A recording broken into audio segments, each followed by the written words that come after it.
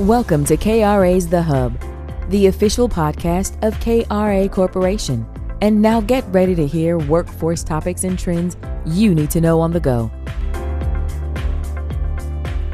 Welcome to Voices from the 2026 NAWB Forum, brought to you by KRA Corporation. Recorded live in Las Vegas, this is a series that captures real conversations with workforce leaders from across the country, all centered around this year's theme: Ignite, Innovate, and Impact.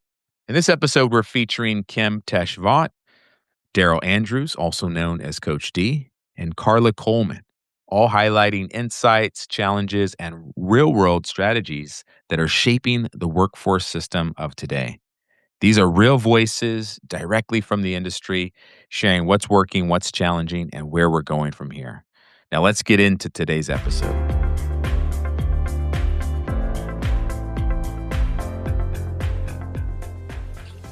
All right, this is Jonathan Overall here live at the NAWB Forum here in Las Vegas, Nevada. We're at the KRA Podcast Zone, and we are on site here in NAWB Town with other exhibitors and members that are part of this event. And I'm joined by Darrell Andrews, the Chief Passion Officer, also known as Coach D. Yes, sir. Coach D, it's great to see you.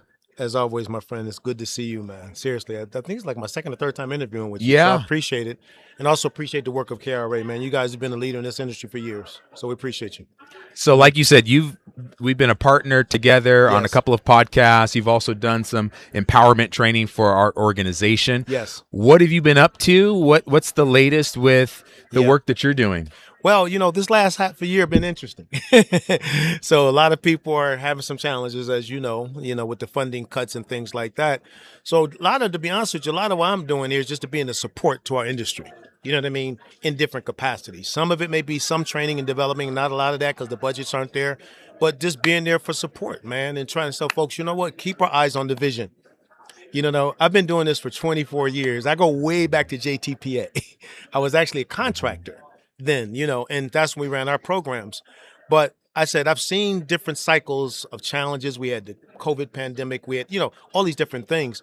But the ones who kept their eyes on the prize are the ones who emerged victorious. So for the last several months, I've been doing a lot of that, man. Just keeping people focused, coaching leaders, keeping them on task, empowering teams, but in groups so that they can encourage each other. Not, when there's challenges, it's easy to go into a silo. We don't want that right now.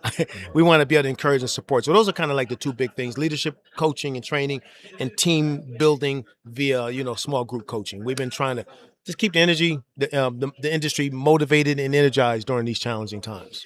For those in our audience that have never been to NAWB, they've never been in this environment. I know you've been here a number of times over the years. No, actually, I have not. This is my first. Oh, first time? Okay. Well, at an event like this, what are some of the things that you look for that you can walk away with that help you in your work? Well, workforce development is deeply impacted and empowered by workforce boards. So what I like being here is I'm getting to learn more about, I've always known about boards, about how boards function, their goals and roles. And what's really amazing to me is just to see the deep-rooted, we saw this in the presentation earlier, amount of synergy that takes place with partner groups and things of that nature. So my hope is to continue to learn more, to grow, to network and meet some of the leaders. I've had several meetings with people who have shared quite a bit about their journey and taking that knowledge to make myself better at what I do. You can't grow as a person if you can't learn first. So I'm here learning, and I'm learning quite a bit. That's great. It's a never-ending journey of learning. Yes. Now, you're going to be presenting at this conference. Yes. Give us a teaser, a little snapshot of the title, the topic, and what you're going to be talking about. Yeah, we're going to be talking about building winning board and contractor relationships. I mean, that is the relationship. You look at it in workforce development, there's typically a board and there's a contracting organization. And sometimes it could be a little clash in the middle of that, you know what I mean, based upon expectations. And so we're going to be sharing some strategies on how leaders can build better relationships, look at some innovative tools to be able to better engage with one another, give some insights into the need for continual and constant communication, because a lot of times people get hit with things at the last minute they're not prepared for. So communicating with folks, the vision, the goals, the mission, things like that. And then also understanding that we're partners, man. It's a partnership. It really is. The board has its responsibilities. The contractor has their responsibilities, but we all are trying to win as it relates to a job, placing people in employment, impacting our community. So if we can kind of not see ourselves as like, I'm this board and you're this contractor, and see ourselves as synergistic partners trying to achieve the same outcome and goal, we can do a whole lot better. And I've seen a lot of boards that have done that successfully. Now, you've mentioned the arc of your career. You've Yes. been in workforce for some time. You've seen change. You've seen new things that have been brought into the industry that have just impacted the workforce, the economy. But when you look at the climate today, Yes. what are some of the things that stand out to you that are unique about the times that we're in? That's a really good question, Jonathan. I'll tell you, man, that can almost be a book because times have changed. But I think that the thing that we really need to, I won't say change thing, but stay committed to, is the task at hand. We're in the people business. I'm a big proponent of AI. I use it all the time. Technology, I use that all the time.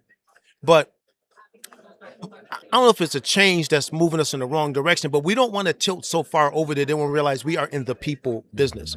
The individuals that walk through those doors may not even know about AI. They may not know about, but they're going to know about that case manager, and they're going to know about that job developer. And so I think it's important, and that's probably the biggest change with technology, that while we're making that shift, focus, keep our eyes on the prize, which is how do we empower these people? And maybe technology is some way we go about doing that. And because no matter what's taking place around us, this is a people business, and it will never change. When I worked in corporate America, it was about numbers. You know what I mean? I worked for a Fortune 50 company, Abbott Laboratories. We would create I used to work in what they call the medical diagnostics division. We would create what they call an analyzer to do blood testing and all that. And our goal was to sell $50 billion worth of those analyzers. And there was no compromise, And I was okay with that because I was I kind of flourished in the corporate world. But this is not corporate America. This is the industry that helps the people get their lives on track, empower our communities, place people in meaningful employment so that their lives can change and our communities can be better. So the big thing is I see is the shift in technology, but we can't get off the people part of this. Really coming back to something that's been part of workforce for years now, human-centered design. And I love how you put that. That's it. And I think that takes on a bigger emphasis now with AI remaining authentic and ensuring that experience for the customer is truly focused on the person. Yeah. In the consulting, training space, capacity building for boards, what are some things that you're hearing from other workforce leaders about AI? What are some of the challenges that they're facing? And have you seen some solutions that you've seen that have really been impactful? Well, AI is the conversation for everything right now. It's like, it doesn't matter our industry or other industries. I think the big thing is just people making the adjustment, you know what I mean? How and trying to figure out how do we use it effectively? How do we use it for case management? How do we use it for leadership? How do we use it for running our programs? How do we use it for training our clients? Because there's some AI systems out here now for that. And so that's the thing. So I think just making the adjustment, mentally, personally, whatever, to what it's going to take to be able to make AI connect. But again, going back to the human-centric design, when that's being done simultaneously, we need to understand that, yes, this is a part of where we are, but we got to keep the people part. So I keep going back to that because I've seen some folks who've kind of lost that. And the reason why is because it's easy to go with the trend, because the trend can be a little comfortable. The people part may not always be as comfortable, but the trend may be. But the ultimate goal of the trend is to impact those people that walk through our doors on a consistent basis, man. So AI, it's just the complexities of it. How do I use it? What's the best asset to use? Where do I use it? You hear that quite a bit. And but one thing I always try to say to my customers is, while you're pursuing that, remember, not even clients, but your staff, they need to know that it's not just about technology, it's about people. So that leadership part, we have a thing called post-pandemic leadership. That leadership part is critical during times of transition.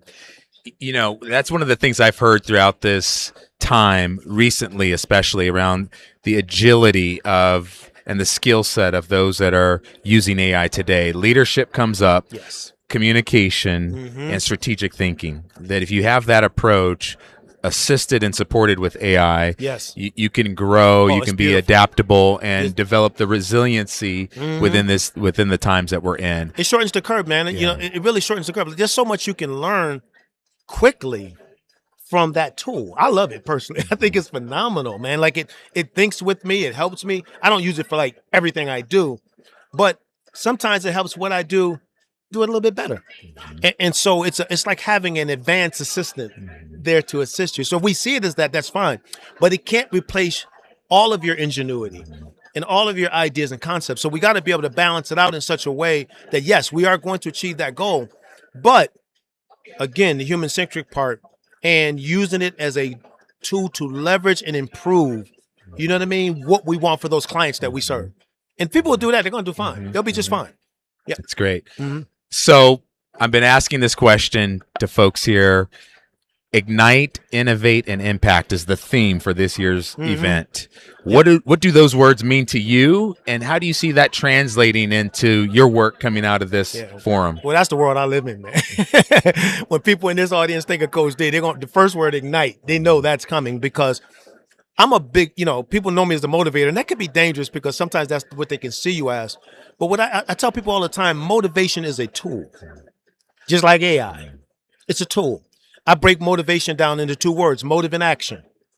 And a motive is an inner state that's driven by a goal. So words can empower, but action moves us forward. So motivation is not just, words, or ignite is not just words, it's what we do with the words. They were talking a little bit earlier about integration.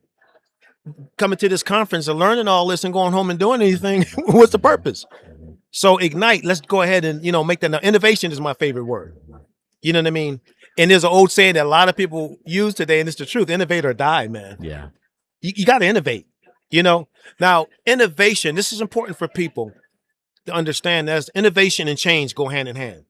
You can't change if you don't innovate. And you can't innovate if you don't change.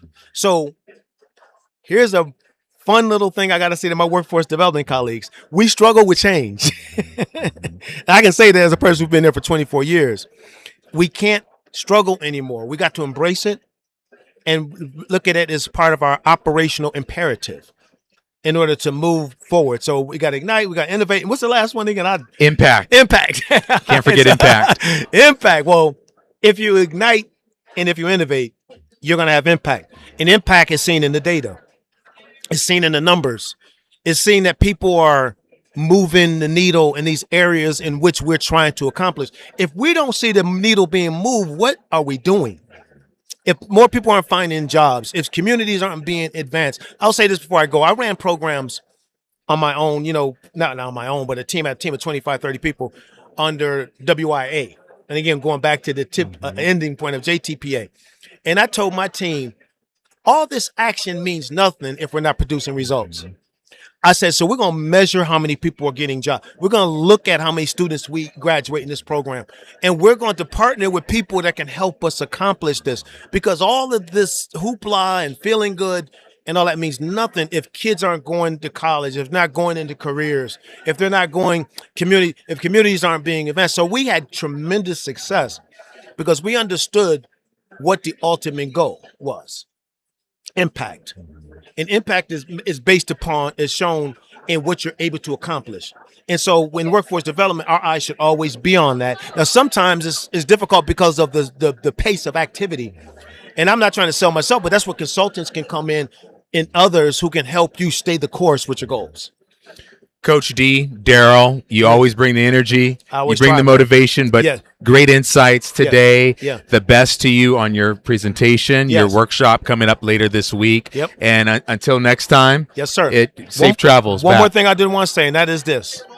Motivation without information is simply a good conversation. It's so important to understand. Let's be motivated at this conference.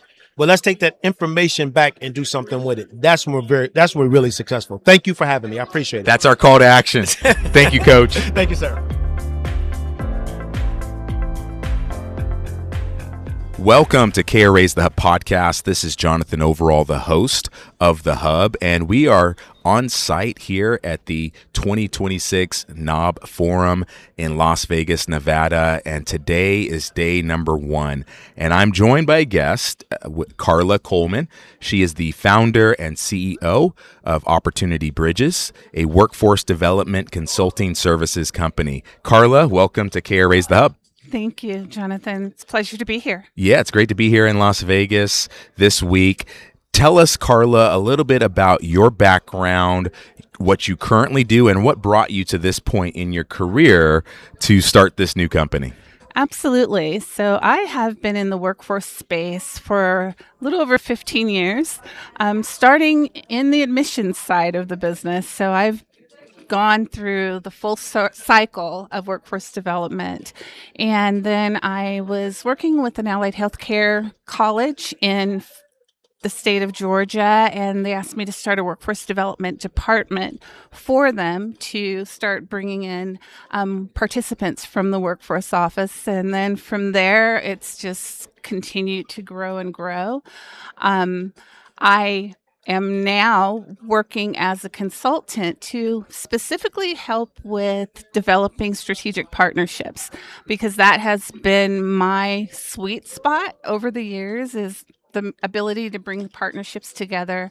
And one that I'm really excited about is in the state of Maryland with a healthcare system there, and a local workforce board and a training facility. And we trained up some of their current employees to become medical assistants. And it was just a wonderful outcome. 9 of the 10 completed successfully and passed their exam first time through. And I guess I could say Luminous Healthcare is that partner. That's great. How important are environments like this? You come to a place, an event that's put on by NAWB, a great national organization that brings workforce leaders, thought leaders, as well as those that are on the strategy side, leading workforce development boards in local regions. What does an environment like this do for you? Oh, it's everything for me, especially now. With me having this new business, it's a great opportunity for me to connect and reconnect with workforce boards that I've worked with across the country, but there's also a lot that I haven't. And it just started, but already some of the nuggets I've taken away. It's been pretty great. It's a great networking opportunity as well. I have to agree. Coming here, just being in the room with other thought leaders, having conversations around what's current in our industry, what's current in the economy, the world, it really, you feel as though you're not isolated. Absolutely. And you can feel very easily like you are when you're not connected with your tribe. And this is our tribe of workforce development professionals and leaders. Coming into this conference, obviously, the world is going through a lot of change as it pertains to work. Automation, AI is disrupting, changing, transforming, however you want to put it, the workforce industry. Absolutely. When you think about that and coming to a conference like this, what are some of the things that you're looking to gain in terms of insight, clarity, direction around that topic? Well, me personally, AI is not something I'm great at. I've been forced to start to delve into it, but I'm looking forward to learning more, because there's a lot of AI subjects that I've seen on the agenda. But even more than that, just really connecting with other individuals. I spoke with someone today at breakfast that was saying how difficult it's been for her to connect with her local workforce office, and she is adult education. And I experienced something similar in the state of Texas, but we made it work. And how we made it work, I was at the Texas Workforce Commission conference, and I met Vonda from the workforce office, and I said, "Hey, I'm the one that's doing this." And it from that meeting with her and being able to really talk to her about what we were doing, we were able to make it come to fruition. And we started a cohort of 25 medical assistants with another training provider. That's great. Well, it's connections like that that can open up a door, absolutely, to either a new opportunity, and that's part of your name as well of your organization. The theme here this year is Ignite, Innovate, and Impact. What do those words mean to you?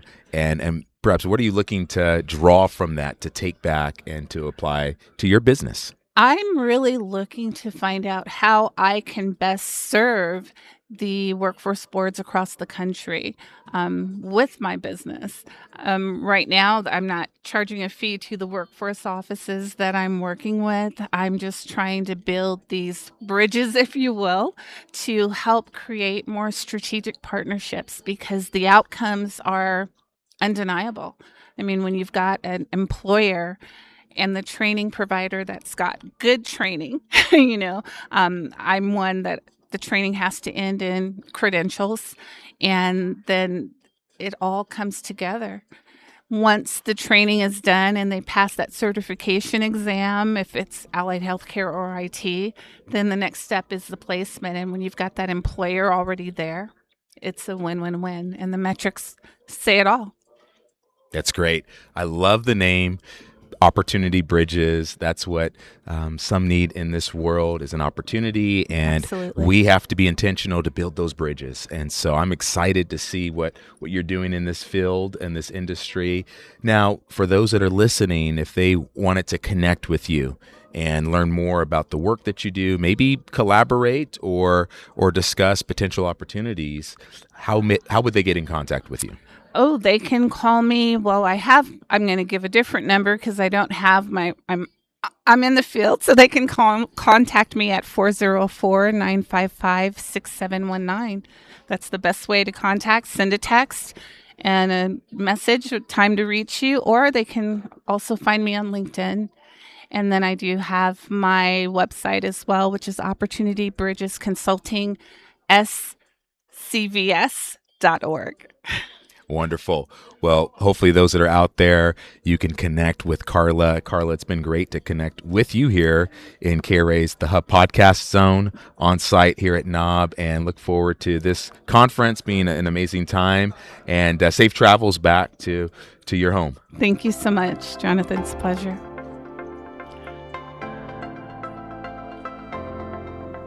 Thank you for listening to KRA's The Hub. Don't forget to subscribe to the podcast on Spotify, Apple Podcasts, or wherever you listen to podcasts. To learn more about KRA Corporation, visit www.kra.com. Thanks so much for listening, and we'll be back soon with a new episode.